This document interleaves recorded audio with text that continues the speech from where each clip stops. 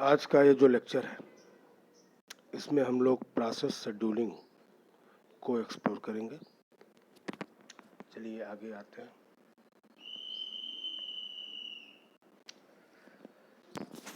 पहले इसमें हम लोग बेसिक कॉन्सेप्ट को जानेंगे। शेड्यूलिंग क्राइटेरिया क्या है, शेड्यूलिंग एल्गोरिदम्स क्या है, मल्टी प्रोसेसर शेड्यूलिंग क्या है, रियल टाइम शेड्यूलिंग क्या है, thread scheduling, operating system examples, Java thread scheduling और एल्गोरिदम का इवैल्यूएशन।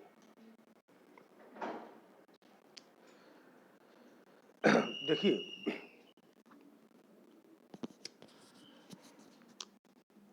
हमें थोड़ा पीछे से रेफरेंस लेने की ज़रूरत है। हम लोगों ने मल्टी प्रोग्राम्ड ऑपरेटिंग सिस्टम के बारे में देखा था। तो मल्टी प्रोग्राम्ड ऑपरेटिंग सिस्टम में बेसिकली था क्या कि हमारे कंप्यूटर के मेमोरी में एक से ज़्यादा प्रोसेसेस को लाके रख दिया जाता था, और ऐसा करने के पीछे जो हम लोगों का रीज़न था वो यही था कि जब सिंगल प्रोसेसेस का एग्जीक्यूशन हो रहा था तो हम लोगों को प्रोसेस को मेन मेमोरी में लाने के लिए टाइम का कंजम्पशन भी लग रहा था और हमारे रिसोर्सेज काफ़ी समय तक आइडल स्टेट में रहते थे। तो यहाँ कहा गया कि क्यों ना हम लोग एक प्रोसेसेस को मेमोरी में लाने के बजाय हम लोग एक से ज़्यादा प्रोसेसेस को लेके आए। सेकेंडरी स्टोरेज से प्राइमरी मेमोरी में प्रोसेसेस को लोड कराने का काम लॉन्ग टर्म शेड्यूलर का है। अब चूंकि मेमोरी में एक से ज़्यादा प्रोसेस उपलब्ध हैं तो अब हमारे पास कोई एक ऐसा मैकेनिज्म होना चाहिए जो हमें ये बताए कि एग्जैक्टली हम किस आर्डर में अपने मेन मेमोरी के प्रोसेसेस को एग्जीक्यूट कराएंगे। और इसी सवाल का जवाब हमको सीपीयू शेड्यूलिंग देता है। ठीक है, तो देखिए पहले पॉइंट में क्या कहा गया, maximum CPU utilisation obtained with multi programming. ये चीज़ तो क्लियर हो गई थी। दूसरा, हम लोग प्रोसेसेस को अगर डिवाइड करें तो प्रोसेसेस को हम लोग दो तरीके से डिवाइड करेंगे, सीपीयू बाउंड प्रोसेस और आईओ बाउंड प्रोसेस। पिछले वीडियोस में इसके ऊपर भी चर्चा हो चुकी है। सीपीयू बाउंड प्रोसेस बोलने का मतलब वो प्रोसेस जो अपने एग्जीक्यूशन टाइम में मैक्सिमम टाइम सीपीयू के साथ स्पेंड कर रहा है, उसको हम लोग बोलेंगे CPU bound process. IO bound process वो प्रोसेस जो अपने टोटल एग्जीक्यूशन टाइम में सीपीयू के साथ समय कम दे रहा है और इनपुट आउटपुट एक्टिविटी के साथ समय ज़्यादा दे रहा है। इस बात को जानना बेहद ज़रूरी है कि किसी भी प्रोसेस का एग्जीक्यूशन हमेशा सीपीयू साइकिल से स्टार्ट होता है। ठीक है, तो अपने पास सीपीयू की जो साइकिल्स है उसी सीपीयू साइकिल्स को मेन मेमोरी के प्रोसेसर्स के बीच में हमें डिस्ट्रीब्यूट करना है। ठीक है, तो टू डिस्ट्रीब्यूट सीपीयू, या यूँ कहें कि to distribute CPU cycles among the processes residing into the main memory is the final objective of CPU scheduling algorithm। चाहे आप CPU को डिस्ट्रीब्यूट करिए या फिर CPU साइकिल को डिस्ट्रीब्यूट करिए, बात एक ही हो रही है। चूँकि हमारे पास एक से ज़्यादा प्रोसेसेस इस समय उपलब्ध हैं तो इस बात का निर्णय लेना बहुत ज़रूरी है कि कौन सा प्रोसेस सबसे पहले एग्जीक्यूट होगा। ठीक है, और ये सवाल क्यों आया, ये सवाल इस वजह से आया कि अब हमारे प्राइमरी मेमोरी में एक से ज़्यादा प्रोसेसर्स उपलब्ध हैं। ठीक है, तो आगे आते हैं।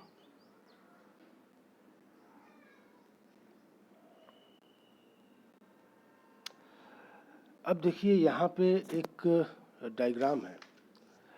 इस डायग्राम में एक प्रोसेस के एग्जीक्यूशन को दिखाया गया है।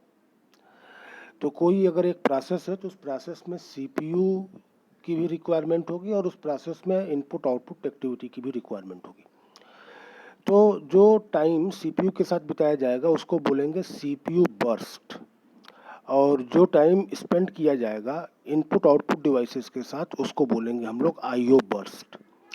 तो जब अपना प्रोसेस इनपुट आउटपुट एक्टिविटी के लिए जाएगा तो वो सीपीयू को छोड़ देगा। अब हमारा सीपीयू आइडल स्टेट में होगा, और आइडल स्टेट में अगर हमारा सीपीयू है तो हमें उसको आइडल स्टेट में नहीं रखना है। क्यों? क्योंकि हमें प्रोसेसेस को एग्जीक्यूट कराना है इस तरीके से कि हम अवेलेबल रिसोर्सेज, जिसमें कि प्राइमरी रिसोर्स है हमारा सीपीयू, उसको हम लोग बेहतर तरीके से इस्तेमाल कर पाएँ, ज़्यादा से ज़्यादा इस्तेमाल कर पाएँ। तो जब हमारा प्रोसेस इनपुट आउटपुट एक्टिविटी कर रहा है, यानी जो समय वो इनपुट आउटपुट एक्टिविटी में स्पेंड कर रहा है, उसको हम लोग बोलते हैं आईओ बर्स्ट। तो अब हमारा सीपीयू खाली हो गया है, तो हमें उस सीपीयू को एक नए प्रोसेस के साथ इंगेज कर देना है। फिलहाल हम लोग अपने इस डायग्राम पे आते हैं। तो इस डायग्राम में एक प्रोग्राम के एग्जीक्यूशन को दिखाया गया है, और देखिए तो एक सीक्वेंस दिख रहा है, CPU burst, IO burst, CPU burst, IO burst, CPU burst, IO burst and so on. इस तरीके से हमारा प्रोसेस एग्जीक्यूट कर रहा है, कभी सीपीयू के साथ, कभी इनपुट आउटपुट एक्टिविटी के साथ टाइम स्पेंड कर रहा है, और इस तरीके से करते हुए वो हमारा प्रोसेस नॉर्मली टर्मिनेट हो जा रहा है। ठीक है, तो इस तरीके से हमारे प्रोसेसेस का एग्जीक्यूशन होता है। हमने इस डायग्राम में ये बात बताई कि प्रोसेस को सीपीयू की भी ज़रूरत पड़ेगी और प्रोसेसेस को इनपुट आउटपुट एक्टिविटी की भी ज़रूरत पड़ेगी। ठीक है, तो अल्टरनेटिवली दिखाया गया है कि किस तरीके से कभी हमारा प्रोसेस सीपीयू के साथ जा रहा है, कभी इनपुट आउटपुट एक्टिविटी के साथ जा रहा है। जो टर्म आया है बर्स्ट, उस बर्स्ट को ज़रा ध्यान से देखिए। तो बर्स्ट मतलब होता है time. The amount of time being spent with CPU or input output devices are known as CPU burst और IO burst। ठीक है, चलिए ये डायग्राम हम लोग का हो गया। अब हम लोग आते हैं अपने अगले डायग्राम की तरफ। It is a graph. देखिए इस ग्राफ में ये बताया गया है कि जो CPU साइकिल्स हैं उनका डिस्ट्रीब्यूशन किस तरीके से हो रहा है। ठीक है, और हम लोग ऐसे ग्राफ का इस्तेमाल जो है इस डिसीजन के लिए भी कर सकते हैं कि कैसे किसी सीपीयू शेड्यूलिंग एल्गोरिदम को हमें सेलेक्ट करना है। ठीक है, तो देखिए एक बम्प मिला हुआ है आपको, वहाँ पे जो है मैक्सिमम सीपीयू साइकिल्स जो है यूज़ हो रही हैं। ठीक है, एक जगह आपको एकदम लीनियर मिल रहा है। अब हम लोग आते हैं अपने अगले एजेंडा की तरफ। It is CPU scheduler. ठीक है, तो सीपीयू शेड्यूलर के बारे में मैं कुछ आपसे बताऊं तो ये कुछ ऐसा होगा कि whenever the CPU becomes idle, जब कभी हमारा सीपीयू खाली बैठा होता है, the operating system must select one of the process in the ready queue to be executed. यानी हमारे ऑपरेटिंग सिस्टम को रेडी क्यू में से किसी एक प्रोसेस को सेलेक्ट करना है एग्जीक्यूट करने के लिए, ताकि हम लोग सीपीयू को आइडल स्टेट में न रहने दें। The selection process is carried out by short term scheduler. और कौन इस बात का डिसीजन लेगा? तो शॉर्ट टर्म शेड्यूलर या सीपीयू शेड्यूलर इस बात का डिसीजन लेगा कि रेडी क्यू में से हम किस प्रोसेस को सेलेक्ट करेंगे एग्जीक्यूट कराने के लिए। The scheduler selects from among the processes in main memory that are ready to execute. और केवल उन्हीं प्रोसेसेस को हम लोग ऑब्जर्व करेंगे, देखेंगे जो रेडी स्टेट में है एग्जीक्यूट करने के लिए। And allocates the CPU to one of them. और उनमें से किसी एक प्रोसेस को सेलेक्ट करने के बाद हम लोग सीपीयू का कंट्रोल उसे दे देंगे। The ready Q is not necessarily A first in first out Q. अब यहाँ पे ध्यान ये देना है कि हमने भले कहा है रेडी क्यू, तो क्यू मतलब हम लोगों ने जो डेटा स्ट्रक्चर में क्यू पढ़ा था वो क्या था? तो queue works on first in first out principle. तो यहाँ पे एक क्वेश्चन अराइज होता है कि क्या जो रेडी क्यू है वो फर्स्ट इन फर्स्ट आउट पे बेस्ड होगा? तो आंसर इज नो। हो भी सकता है और नहीं भी हो सकता है। ठीक है, तो अब इस बात को थोड़ा सा और जनरलाइज में करूं तो ये है कि लॉन्ग टर्म शेड्यूलर ने प्रोसेसेस को सेकेंडरी स्टोरेज से प्राइमरी मेमोरी में वो लेके आ रहा है। प्राइमरी मेमोरी में प्रोसेसेस को कहाँ रखा जा रहा है, तो रेडी क्यू में रखा जा रहा है। और ध्यान ये देना है कि रेडी क्यू जरूरी नहीं है कि क्यू ही हो जो कि first in first out principle के ऊपर बेस्ड हो, ऐसा नहीं है, वो कुछ भी हो सकता है। आगे इसके ऊपर जो है चर्चा होगी। और अब क्या है कि रेडी क्यू को ही हमें ऑब्जर्व करना, we have to select job from the ready queue. और ये काम कौन करेगा, who is going to select a job from ready queue to execute? Answer is short term scheduler. Short term scheduler will select a job from the ready queue to execute. और हम ऐसा कर क्यों रहे हैं, तो हम ऐसा सिर्फ और सिर्फ इसीलिए कर रहे हैं कि we just want to engage central processing unit. ठीक है, अब जरा देखिए स्लाइड में क्या है। स्लाइड में है कि select from among the processes in memory data ready to execute and allocate the CPU to one of them। इसके ऊपर चर्चा हो गई है। CPU शेड्यूलिंग डिसीजन में टेक प्लेस व्हेन, यानी CPU को शेड्यूल करने की जरूरत हमको किन किन कंडीशंस में पड़ेगी। तो number 1, switches from running to waiting, यानी कोई भी एक प्रोसेस अगर रनिंग स्टेट में है और किसी कारण से वो वेटिंग स्टेट में जाता है तो CPU को वो खाली छोड़ देगा। और उस केस में हमें CPU शेड्यूलर को एक्टिवेट करना होगा to select a new job so that we can keep the CPU engaged. आगे दूसरा कंडीशन कौन सा है, तो दूसरा कंडीशन है कि switches from running to ready. ठीक है, switches from running to ready. अब प्रश्न उठता है कि भाई साहब कोई एक प्रोसेस अगर रन कर रहा है तो रेडी स्टेट में क्यों जाएगा। तो आगे हम लोग देखेंगे एक शेड्यूलिंग एल्गोरिदम होता है जिसको बोलते हैं राउंड रॉबिन शेड्यूलिंग। तो राउंड रॉबिन शेड्यूलिंग में क्या होता है कि हम लोग हर प्रोसेस को एक फिक्स अमाउंट ऑफ टाइम देते हैं। तो जैसे ही ये टाइम क्वांटा स्पेंड हो जाता है, ख़त्म हो जाता है, प्रोसेस जो रनिंग स्टेट में है वो वापस रेडी स्टेट में चला जाता है।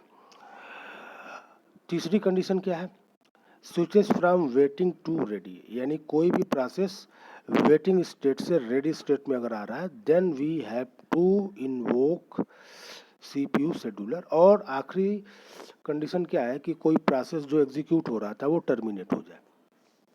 अब इन चारों कंडीशन को अगर आप ध्यान से देखेंगे तो इन चारों कंडीशन में जो सबसे कॉमन बात है वो यही कही जा रही है कि जब कभी हमारा CPU क्या हो जाएगा, खाली हो जाएगा, उसके पास कोई भी जॉब एग्जीक्यूट कराने के लिए नहीं होगा, तो उस केस में हमें CPU शेड्यूलर को एक्टिवेट करना होगा ताकि हम लोग किसी जॉब को सेलेक्ट करके और CPU को बिजी रख पाए। ठीक है, अब जरा देखिए ये जो शेड्यूलिंग एल्गोरिदम्स हैं इनको हम लोग बोलते हैं प्रीम्प्टिव और नॉन प्रीम्प्टिव। प्रीम्प्टिव बोलने का मतलब क्या है कि हम किसी प्रोसेस को एग्जीक्यूट करा रहे हैं और अचानक में हमें उस प्रोसेस को छोड़ के किसी दूसरे प्रोसेस को एग्जीक्यूट कराना पड़े, तो इसको हम लोग बोलते हैं प्रिम्पशन। और नॉन प्रिम्पशन बोलने का मतलब क्या है कि अगर एक बार CPU असाइन हो गया है किसी जॉब को तो वो उसको एग्जीक्यूट कराता रहेगा, तब तक एग्जीक्यूट कराता रहेगा जब तक कि हमारा जॉब कंप्लीट ना हो जाए। तो ऐसे शेड्यूलिंग एल्गोरिदम को बोलते हैं नॉन प्रिम्प्टिव।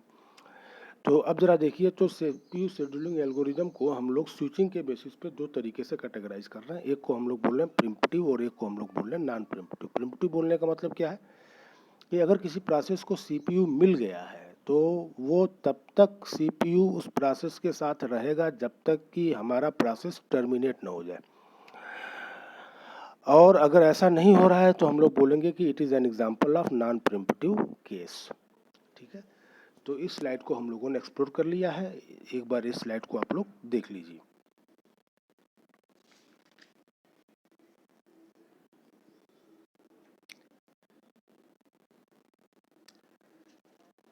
अब आगे चलते हैं।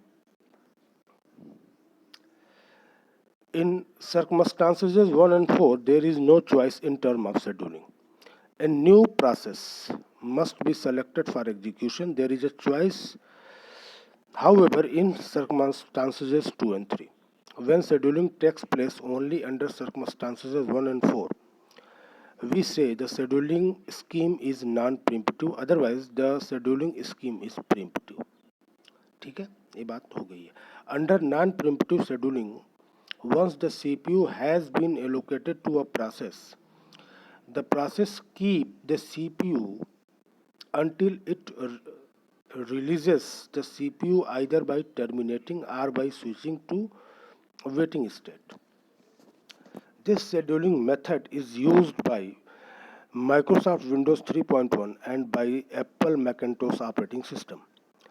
It is the only method that can be used on certain hardware platforms because it does not require the special hardware needed for preemptive scheduling. Unfortunately, preemptive scheduling incurs a cost. Consider the case of two processes sharing data. One may be in midst of updating the data when it is preempted and the second process is run. The second process may try to read the data which are currently in inconsistent state.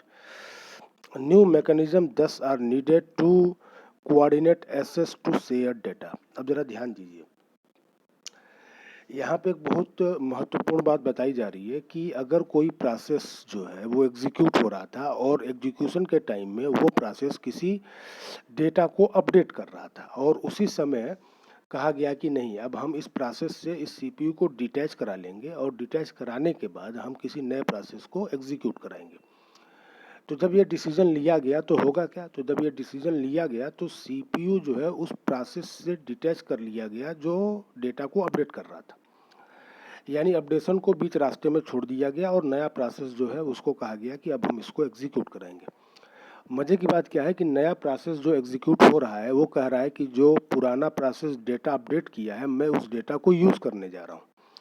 अब ज़रा देखिए होगा क्या कि ये जो case है यहाँ पे डेटा हमारा कंसिस्टेंट स्टेट में नहीं है, क्योंकि पुराने वाले प्रोसेस को जो अपडेशन करना था वो अपडेशन पूरी तरीके से कंप्लीट नहीं हुआ है, वो प्रोसेस जो है पूरी तरीके से कंप्लीट नहीं हुआ है।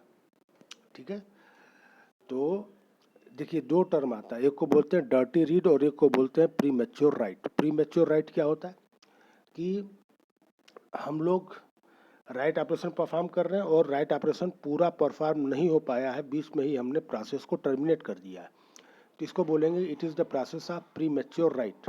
और डर्टी रीड का क्या मतलब होता है, तो डर्टी रीड का मतलब ये होता है कि हम किसी इनकंसिस्टेंट डेटा को पढ़ रहे हैं, यूज़ कर रहे हैं। ठीक है, तो इसको बोलते हैं डर्टी रीड। तो जब कभी ऐसा होगा तो हमारे सामने डर्टी रीड और प्री मैच्योर राइट की कंडीशन आएगी और ये चीज़ सही नहीं है। अब प्रश्न ये उठता है कि हम इस प्रॉब्लम को कैसे सॉल्व करेंगे। तो इस प्रॉब्लम को सॉल्व करने के लिए हमें क्रिटिकल सेक्शन देखना होगा जो कि आगे का चैप्टर है। ठीक है, इसीलिए कहा गया है कि जब प्रीम्प्टेड शेड्यूलिंग होगी तो हमें एडिशनल कास्ट पे करना होगा। ठीक है, चलिए आगे हम लोग अपने डिस्कशन को ले चलते हैं। प्रीम्पशन also has an effect on design of operating system kernel. During the processing of a system call, the kernel may be busy with an activity on behalf of a process. Such activities may involve changing important kernel data. What happens if the process is preempted in the middle of these changes and kernel needs to read or modify the same structure? अब देखिए, अब यहाँ पे कहा जा रहा है कि भाई अगर किसी प्रोसेस ने किसी सिस्टम कॉल को कॉल किया है तो उस केस में क्या होगा, हमारी मशीन का मोड चेंज हो जाएगा। मशीन यूजर मोड से स्विच कर जाएगी किस में, कर्नल मोड में। यूजर मोड से हमारी मशीन स्विच कर जाएगी कर्नल मोड में, और कर्नल मोड में जब हमारी मशीन चली गई है तो हम कुछ कर्नल के डेटा स्ट्रक्चर को अपडेट कर रहे हैं और उसी समय इस बात का डिसीजन लिया गया कि हमें जो है अपने प्रोसेस को टर्मिनेट करना है। ठीक है, तो यहाँ पर भी जो है दिक्कत जैसी स्थिति आ सकती है। Some operating system, including most versions of Unix, deals with this problem by waiting either for a system call to complete or for an IO block to take place before doing a context switch. यानी context switching होने के पहले हमें मतलब हम लोग context switching को क्या कर देंगे, रोक देंगे। तब तक रोक देंगे जब तक कि हमारा सिस्टम कॉल का एग्जीक्यूशन कंप्लीट ना हो जाए। चलिए इस बात को हम लोग बड़े सरलतम शब्दों में समझते हैं कि हाउस टेस्ट हो रहा है और उसी हाउस टेस्ट में कोई एक लड़का जो है किसी दूसरे की कॉपी में से नकल कर रहा है। अब वो लड़का जो है जो नकल कर रहा है उसने किसी प्रॉब्लम का सलूशन जो है कॉपी में से देखा और लिख लिया, और लिखने के बाद नकल करने वाले लड़के को लगा कि यार मेरा पेपर तो कंप्लीट हो गया, let me submit the copy. वो लड़का कॉपी सबमिट करके बाहर चला जाता है, और तभी जिसमें से नकल किया गया है वो लड़का कहता है कि यार ये प्रॉब्लम तो मैंने गलत तरीके से सॉल्व किया, और ये लड़का उस प्रॉब्लम को काट के और उस प्रॉब्लम को नए सिरे से सॉल्व करना शुरू करता है। अब जरा देखिए, this is the case of pre mature right and dirty read. ठीक है, तो होना क्या चाहिए था, आइडियली ये होना चाहिए था कि जो लड़का नकल कर रहा था उसको तब तक बैठे रहना चाहिए था जब तक सामने वाली पार्टी कॉपी न जमा कर दे, क्योंकि इस बीच में चेंजेस हो सकते हैं। इसीलिए कहा गया कि अगर कभी ऐसा कॉन्टेक्स्ट स्विच का मौका आएगा तो उस केस में हम लोग क्या करेंगे कि हम इस कॉन्टेक्स्ट स्विच को रोक देंगे, तब तक रोक देंगे जब तक कि कर्नल जो है अपने स्ट्रक्चर को मेंटेन न कर ले। ठीक है, हम लोग कर्नल में इनकंसिस्टेंसी जो है कभी भी अलाउ नहीं करेंगे। हाँ, चलिए अब हम लोग आते हैं अपने अगले स्लाइड पे। अब यहाँ पे बात हो रही है डिस्पैचर की। ठीक है, तो डिस्पैचर के बारे में क्या है कि another component involved in the CPU scheduling function is dispatcher. The dispatcher is the module that gives control of CPU to process selected by short term scheduler। ठीक है, तो ये जो शॉर्ट टर्म शेड्यूलर है जिसने प्रोसेस को select कर लिया है एग्जीक्यूट कराने के लिए, तो हमने कहा कि सीपीयू का कंट्रोल उस प्रोसेस को दिया जाएगा। नाउ क्वेश्चन अराइजेस कि ये काम कौन करेगा, who is responsible to do this. तो इसके लिए कहा गया कि there is an entity, there is a module which is known as dispatcher.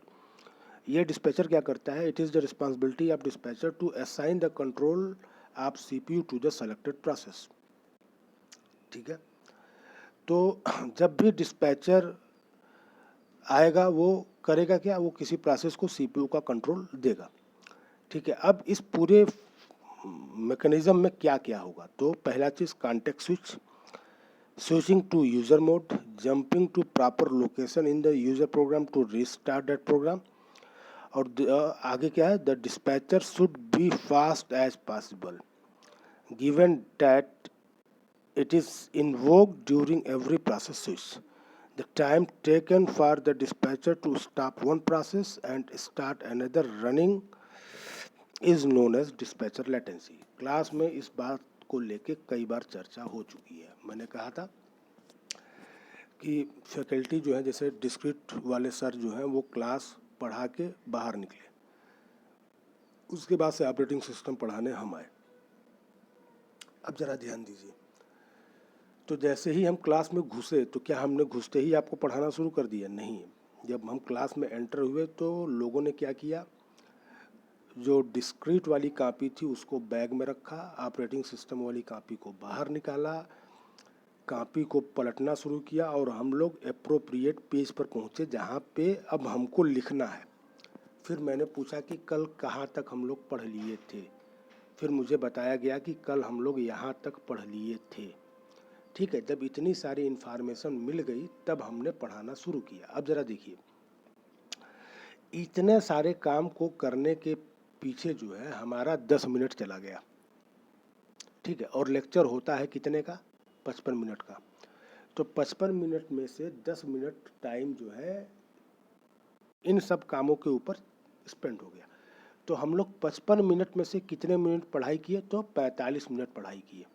ठीक है, ये बात और है कि हम लोग इससे ज़्यादा ही पढ़ते हैं, लास्ट में जो है अटेंडेंस भी होता है। ठीक है, तो डिस्पैचर लेटेंसी का ये मतलब है कि स्विचिंग में जो टाइम का कंजम्पशन होगा उसी टाइम को हम लोग बोलते हैं डिस्पैचर लेटेंसी। और कहा गया कि डिस्पैचर लेटेंसी जो है जितना कम से कम होगा उतना बढ़िया होगा। याद करो कि तुम लोगों को हमने ये बताया था कि किसी भी मशीन की परफॉर्मेंस या इफ़िशियंसी 100% नहीं हो सकती। ठीक है, तो वहाँ पे डिस्पैचर लेटेंसी को हमने लेके ही बात की थी। ठीक है, तो डिस्पैचर लेटेंसी क्या होनी चाहिए, कम से कम होनी चाहिए। ठीक है, अब देखिए सीपीयू शेड्यूलिंग के जो क्राइटेरिया है, सीपीयू शेड्यूलिंग के क्राइटेरिया में क्या है, तो सीपीयू यूटिलाइजेशन पहला क्राइटेरिया है कि सीपीयू यूटिलाइजेशन, मुझे सीपीयू को मैक्सिमम टाइम इंगेज रखना है। I just want to keep my CPU busy as many time as possible. Throughput बोलने का मतलब क्या है कि पर यूनिट टाइम में हम लोग मैक्सिमम नंबर ऑफ जॉब को एग्जीक्यूट कराएं। थारोपुट का मतलब होता है work done per unit time, तो ज़्यादा से ज़्यादा जॉब का एग्जीक्यूशन हो पर यूनिट टाइम में। दूसरा होता है टर्न अराउंड टाइम। तो टर्न अराउंड टाइम क्या होना चाहिए? कम होना चाहिए। टर्न अराउंड टाइम का मतलब क्या होता है कि हमने प्रोसेस को जब मशीन में सबमिट किया एग्जीक्यूट करने के लिए और कब वो कंप्लीट हुआ, तो टाइम ऑफ सबमिशन और टाइम ऑफ कंप्लीशन के बीच का जो अंतर है it is known as turn around time. तो एक क्राइटेरिया ये है कि टर्न अराउंड टाइम जो है कम से कम होना चाहिए हमारे सीपीयू शेड्यूलिंग एल्गोरिज्म के लिए। वेटिंग टाइम, हमारे प्रोसेस को कम से कम वेट करना पड़े, ठीक है, तो वेटिंग टाइम कम होना चाहिए, टर्न अराउंड टाइम कम होना चाहिए, रिस्पांस टाइम कम होना चाहिए। रिस्पांस टाइम बोलने का मतलब क्या है कि हमने जॉब को सबमिट किया है एग्जीक्यूट करने के लिए और हमको पहला रिस्पांस मिल रहा है, we are getting the first response, तो the time at which we are getting the first response is known as response time.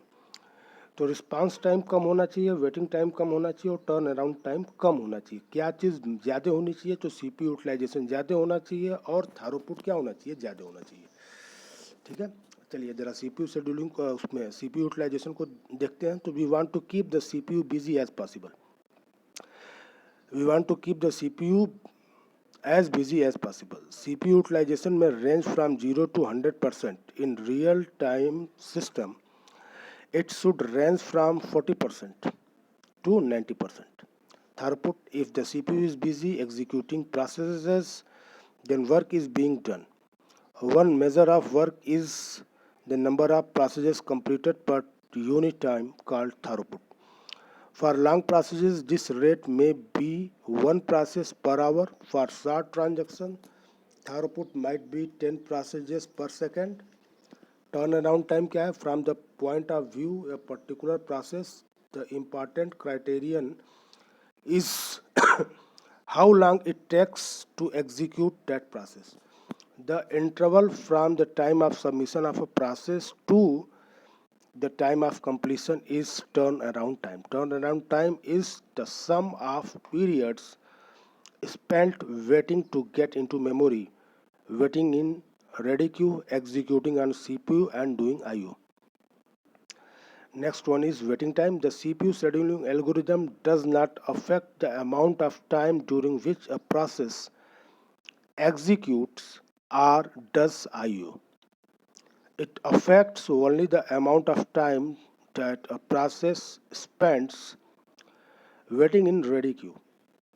Waiting time is the sum of period spent waiting in the ready queue. Response time is an interactive in an interactive system. Turnaround time may not be the best criterion. Often a process can produce some output fairly early and can continue computing new results while previous results are being output to the user. Thus, another measure is the time for submission of a request until the first response is produced. This measure called response time. और response time क्या है? Is the amount of time it takes to start responding but not the time that it take to output that response. The turn around time is generally limited by the speed of output devices. तो जो 5 criteria यहाँ पे दिख रहा है उसमें से 2 चीज़ें ज़्यादा होनी चाहिए. कौन कौन सी? सीपीयू यूटिलाइजेशन और थ्रूपुट ज़्यादा होना चाहिए, टर्न अराउंड टाइम कम होना चाहिए, वेटिंग टाइम कम होना चाहिए और रिस्पांस टाइम कम होना चाहिए, ठीक है. अब हम लोग अगले लेक्चर में जो है सीपीयू शेड्यूलिंग एल्गोरिदम को एक्सप्लोर करना हम लोग शुरू करेंगे, ठीक है. तो वहाँ पे जो पहला एल्गोरिदम आएगा वो आएगा first come first serve, that is FCFS, SJF shortage job first और प्रायोरिटी बेस्ड शेड्यूलिंग और राउंड रॉबिन शेड्यूलिंग, ठीक है.